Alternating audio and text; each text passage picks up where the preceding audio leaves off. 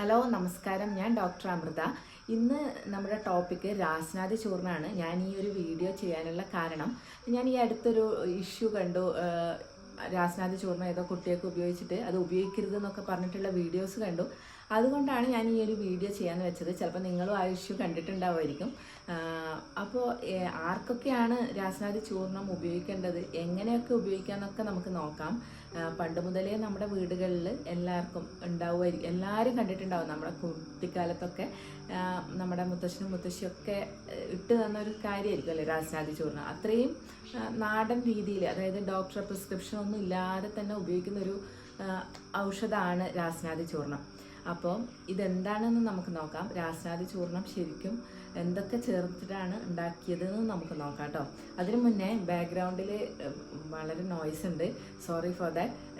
ഇവിടെ ഒത്തിരി മയിലുണ്ട്, അതാണ്, നിങ്ങൾ എക്സ്ക്യൂസ് ചെയ്യുക.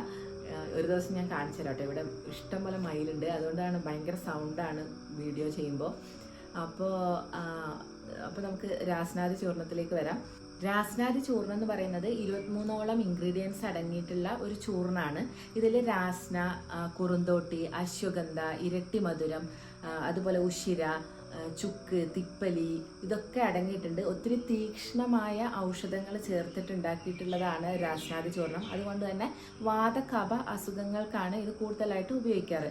ഇതിൻ്റെ ഒരു ഉപയോഗം ഇന്റേണലി ഇതൊരിക്കലും ഉപയോഗിക്കരുത്. ഇത് എക്സ്റ്റേണൽ പർപ്പസ് ഓൺലി ആണ്. പുറത്ത് തടവാൻ വേണ്ടി മാത്രമാണ് രാസ്നാദി ചൂർണ്ണം ഉപയോഗിക്കുന്നത്. പിന്നെ തുമ്മൽ, ജലദോഷം പോലുള്ള കണ്ടീഷൻസിൽ, അതായത് ഇപ്പോൾ ചിലപ്പോൾ ചിലർക്കൊക്കെ കുളിച്ച് വന്നപാട് തുമ്മലുണ്ടാവുമായിരിക്കും. അപ്പോൾ അതൊക്കെ മാറാൻ വേണ്ടിയിട്ട് കുളിച്ച ഉടനെ തന്നെ നമ്മുടെ നെറുകയിൽ നമുക്ക് രാസ്നാദി ചൂർണ്ണം അപ്ലൈ ചെയ്യാം. ഇത് കുഞ്ഞു കുട്ടിയൊക്കെ മുതൽ നമുക്ക് അപ്ലൈ ചെയ്യാം. ശരിക്കും പറഞ്ഞാൽ ജനിച്ച് ഒരു 15 ദിവസം, ഒരു മാസമൊക്കെ ആയ കുഞ്ഞുങ്ങൾക്ക് വരെ നമുക്ക് രാസ്നാദി ചൂർണ്ണം ഉപയോഗിക്കാം. അതിൻ്റെ ക്വാണ്ടിറ്റി കുറക്കുക എന്നുള്ളതാണ്. ഒരു പിഞ്ച് മാത്രം മതി നമ്മൾ കുഞ്ഞു കുട്ടിയൊക്കെ ഉപയോഗിക്കുമ്പോൾ. ഒരു വയസ്സിൽ താഴെയുള്ള കുഞ്ഞുങ്ങൾക്കൊക്കെ ആണെങ്കിൽ ഒരു പിഞ്ച് മതി. അപ്പോൾ അത് അപ്ലൈ ചെയ്തിട്ട് ഒരു അതിൻ്റെ എക്സ്ട്രാ വരുന്ന പൊടി, ഇപ്പം നമ്മൾ അവിടെ നെറുകയിൽ വെച്ചതിന് ശേഷം അത് ഊതിക്കളയണം. ബാക്കി വരുന്ന പൊടി ഊതിക്കളയണം. അത്ര ഒരു പിഞ്ച് അപ്ലൈ ചെയ്യുക, അതിനുശേഷം ഒന്ന് ഊതിക്കളയാം. അപ്പോൾ അവിടെ കുറച്ച് മാത്രമേ ഉണ്ടാവുള്ളൂ. ഇത് ചെറിയ കുട്ടികൾക്കും വളരെ സേഫാണ് യൂസ് ചെയ്യാൻ. അപ്പോൾ ഇങ്ങനെ തുമ്മൽ, കഫം, ജലദോഷം പെട്ടെന്ന് വരിക, മൂക്കൊലിപ്പ് തുടർച്ചയായിട്ട് ഉണ്ടാവുക, ഇങ്ങനത്തെ അവസ്ഥയിലൊക്കെ നമുക്ക് രാസ്നാദി ചൂർണ്ണം ഉപയോഗിക്കാവുന്നതാണ്. ഇനി രാസ്നാദി ചൂർണ്ണം ഉപയോഗിക്കുമ്പോൾ എവിടെയാണ് കറക്റ്റ് യൂസ് ചെയ്യേണ്ടതെന്ന് നമ്മൾ നോക്കണം. നമ്മുടെ തള്ള വിരൽ നമ്മുടെ മൂക്കിൻ്റെ തുമ്പത്ത് വെച്ചിട്ട് നമ്മൾ പിറകോട്ട് പിടിക്കുമ്പോൾ ഈ നമ്മുടെ മിഡിൽ ഫിംഗർ, നടുവിരൽ എവിടെയാണോ എത്തുന്നത് അവിടെയാണ് നെറുക. അവിടെ വേണം നമ്മൾ ഇത് അപ്ലൈ ചെയ്യാൻ വേണ്ടിയിട്ട്. അതാണ് കറക്റ്റ് പൊസിഷൻ. അപ്പോൾ നമുക്ക് കുഞ്ഞു കുട്ടികൾക്കും അതുപോലെ മുതിർന്നവർക്കും ഇത് നമുക്കൊരു പ്രിക്കോഷനായിട്ട് ജലദോഷം വരാതിരിക്കാൻ നമുക്ക് അപ്ലൈ ചെയ്ത് കൊടുക്കാം. ഇപ്പോൾ ചിലപ്പോൾ ഇത് സ്ഥിരമായി ചിലവർ യൂസ് ചെയ്യുന്നത് കാണാറുണ്ട്. അങ്ങനെ ഉപയോഗിക്കേണ്ട ഒരു ആവശ്യമൊന്നുമില്ല.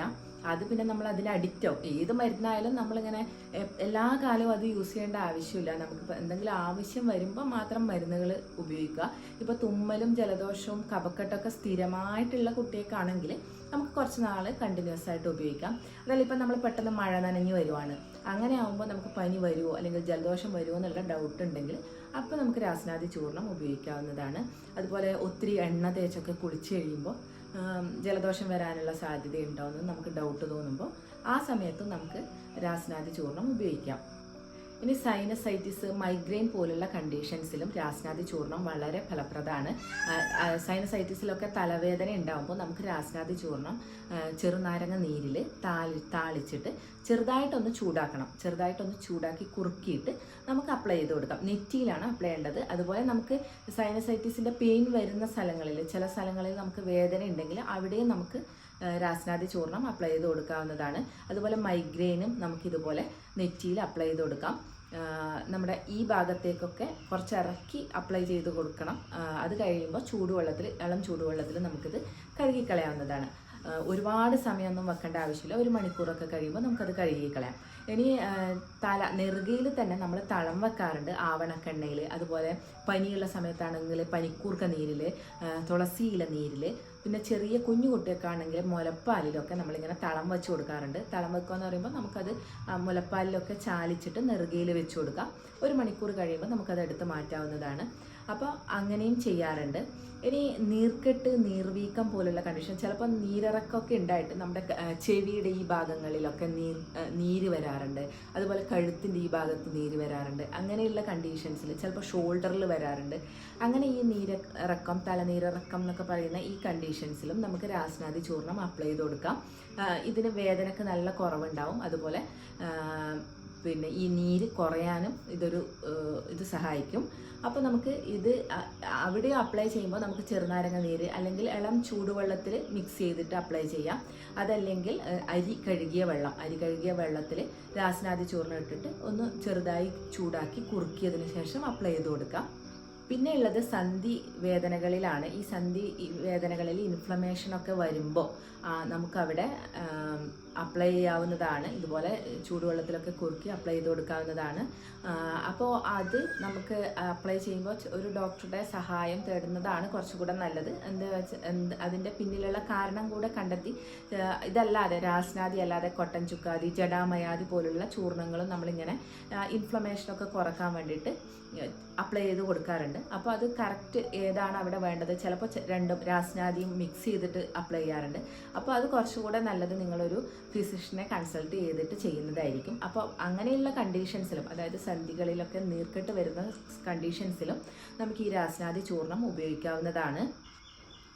അപ്പോൾ ഇത്രയാണ് രാസ്നാദി ചൂർണത്തിനെ കുറിച്ച് പറയാനുള്ളത്. അപ്പോൾ നിങ്ങൾക്ക് എന്തെങ്കിലും സംശയങ്ങൾ ഉണ്ടെങ്കിൽ നിങ്ങൾക്ക് കമൻ്റായിട്ട് ചോദിക്കാം. അപ്പോൾ നമുക്ക് നെക്സ്റ്റ് ഒരു വീഡിയോയിൽ കാണാം. അതുവരെ ബൈ.